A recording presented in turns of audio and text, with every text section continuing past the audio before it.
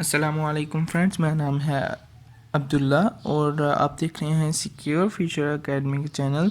इस पे हम लोग सबसे पहले 6 क्लास की मैथ की बुक के हवाले से बात कर रहे हैं और इसमें हम लोग सेट नोटेशंस के बारे में बात करेंगे, जो कि एक्सरसाइज से पहले 1.1.1 नंबर दिया गया है इसको।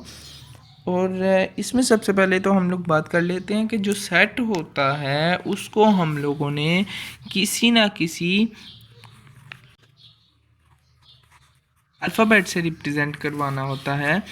जैसे कि हम लोग किसी ना किसी कैपिटल अल्फ़ाबेट से हम लोग इसको रिप्रेजेंट करवाते हैं, जैसे कि ए बी सी डी और सो ऑन जेड तक किसी भी अल्फ़ाबेट से हम लोग, मगर वो कैपिटल हो, उससे हम लोग किसी ना किसी सेट को रिप्रेजेंट करवाते हैं।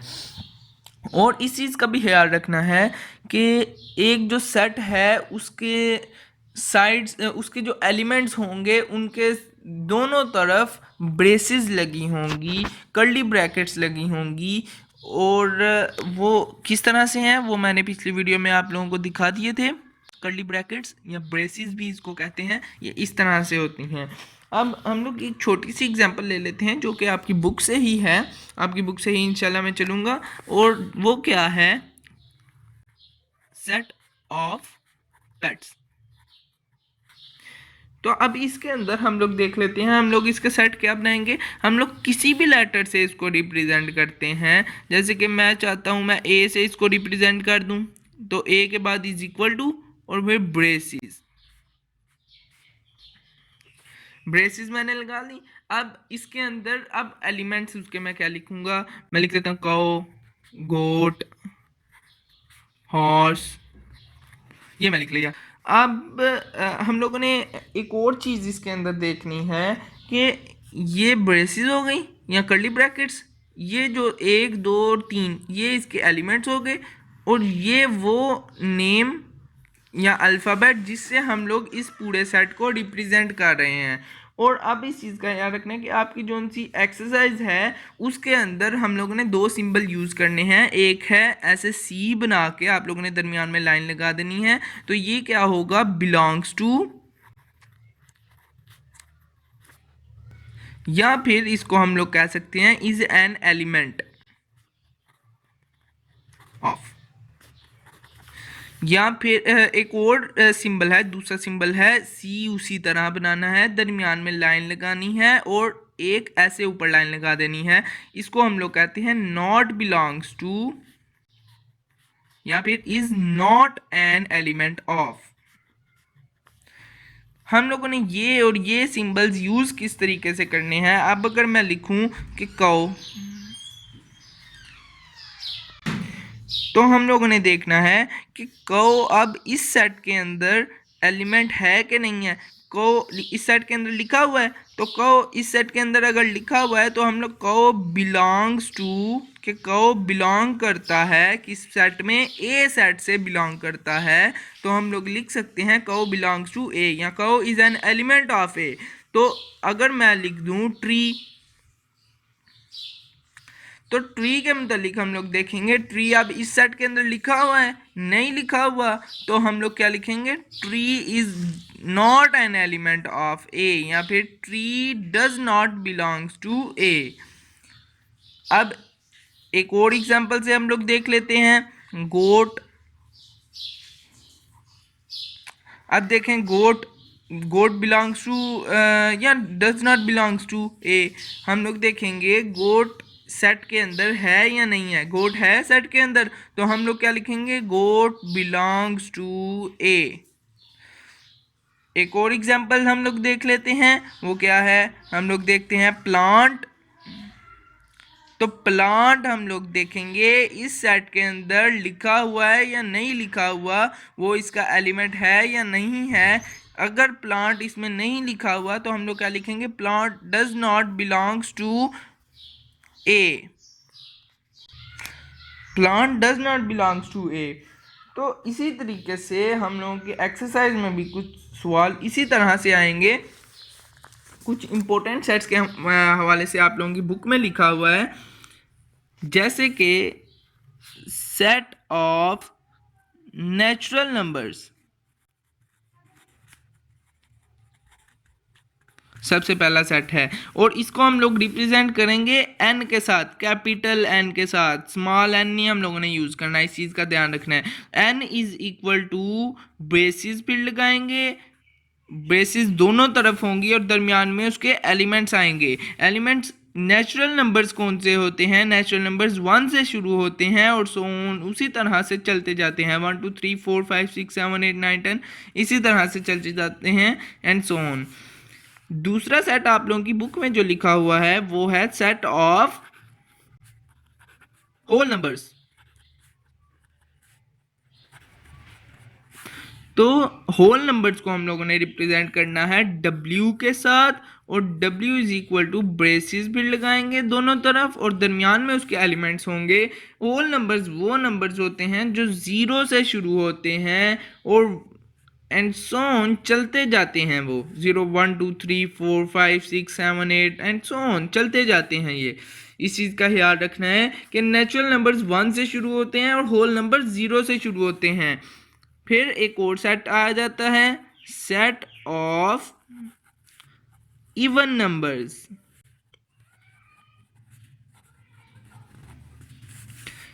तो इसको भी हम लोग ई से इसको हम लोग रिप्रेजेंट करेंगे, उसी तरह इज इक्वल टू का साइन और ब्रेसेस दोनों तरफ से हम लोग लगा देंगे और दरमियान में उसके एलिमेंट्स होंगे। इवन नंबर्स कौन से नंबर्स होते हैं? इवन नंबर्स वो नंबर्स होते हैं जो 2 के टेबल में आ जाएं, या फिर हम लोग इस तरह भी कह सकते हैं कि वो 2 से डिविजिबल हों। अब हम लोग देखते हैं कि 2 के टेबल में कौन कौन से नंबर्स आते हैं। 2 4 6 8 10 12 इस तरह से।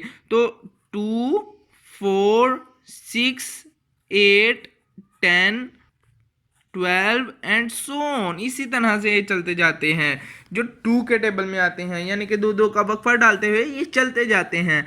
अब अगर हम लोग बात करें तो एक और सेट है सेट ऑफ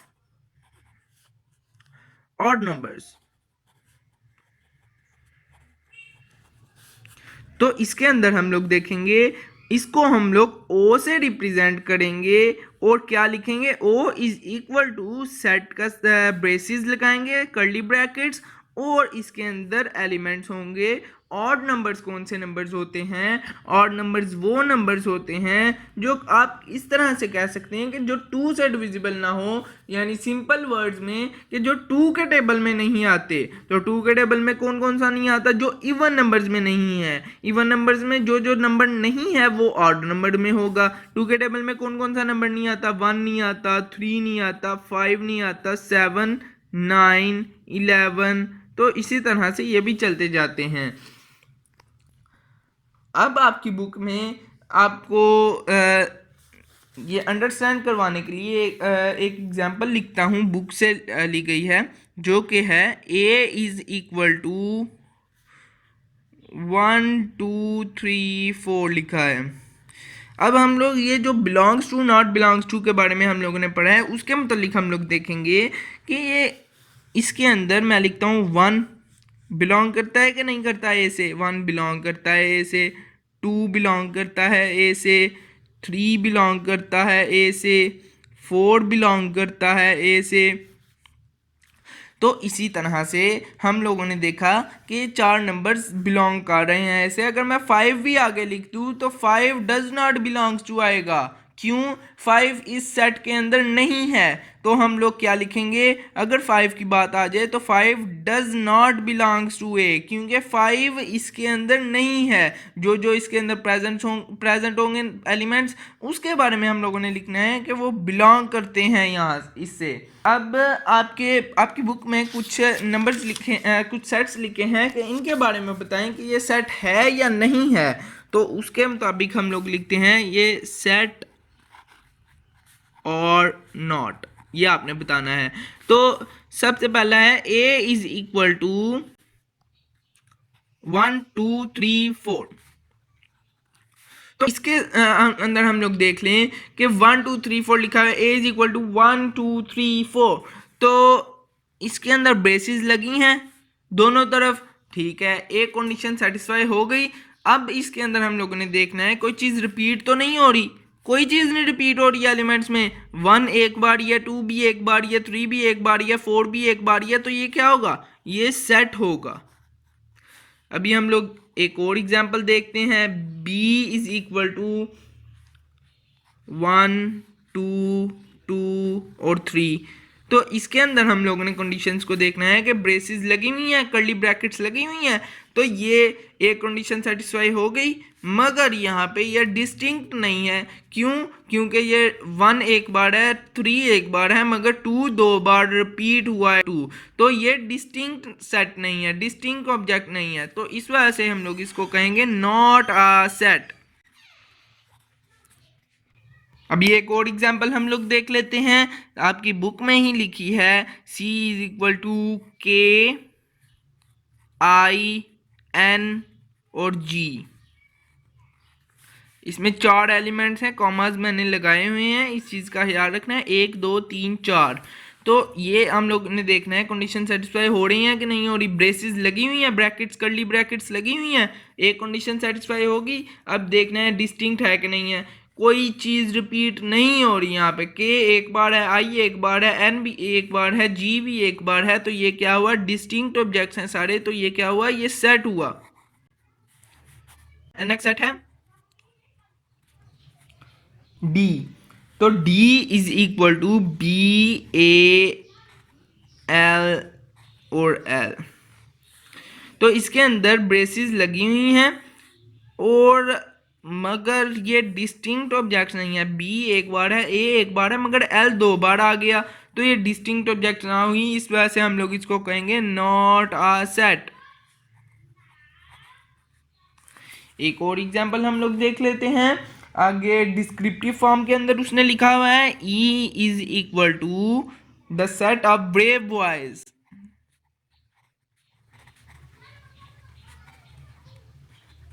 तो इसके अंदर हम लोग देख सकते हैं the set of brave boys, उसने डिस्क्रिप्टिव फॉर्म के अंदर लिखा है। इसको हम लोग देखेंगे ये सेट है या नहीं है। तो इसके अंदर आप लोग देख ले, उसने लिखा है ब्रेव बॉयज।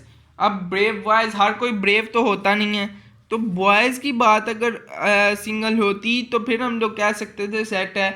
मगर यहाँ पे उसने कहा है ब्रेव बॉयज़, तो हर एक बॉय, हर कोई लड़का ब्रेव नहीं होता, कुछ डरपोक भी होते हैं, कुछ बहादुर होते हैं।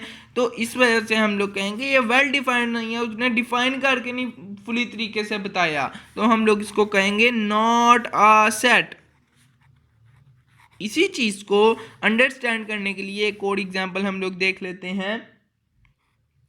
F इज इक्वल टू, यहाँ पे भी उसने डिस्क्रिप्टिव फॉर्म के अंदर लिखा है the set of Pakistani singers.